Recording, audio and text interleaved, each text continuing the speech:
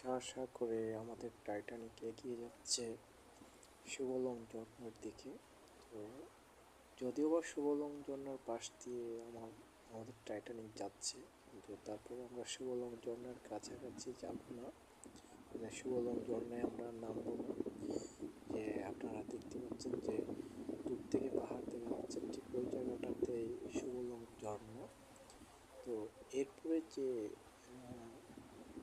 আপনারা ওই পাহাড়ের পাশ দিয়ে আরও নদীটা বয়ে গেছে, সেদিকটা হচ্ছে আপনার সুবলং ইউনিয়ন থানা, তারপরে বাজার, এইগুলো আর কি।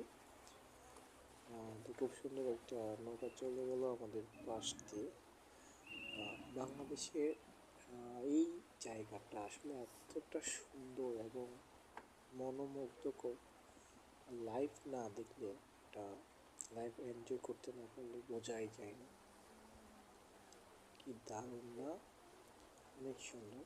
তো আপনারা যারা এখনো এই বাংলাদেশের রাঙামাটির এই পয়েন্টটা দেখেন না, এই পর্যটন স্পট, এই জায়গাটাতে আসেন না, এই যে দেখতে পাচ্ছেন এটা হচ্ছে সুবলং ঝর্ণা। আমি একটু আগে দেখাইছিলাম কীভাবে করে উঠে।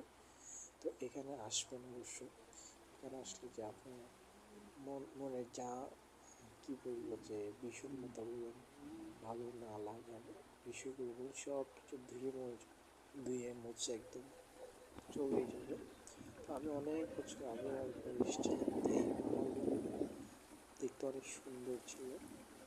মানে সুন্দর বলতে পাহাড়ের গায়ে মাটিগুলো কাটা কাটা, অনেক সুন্দর একটা কারুকাজের আর কি মতো ছিল। শিল্পী খোদাই করে দিয়ে গেছে এরকম।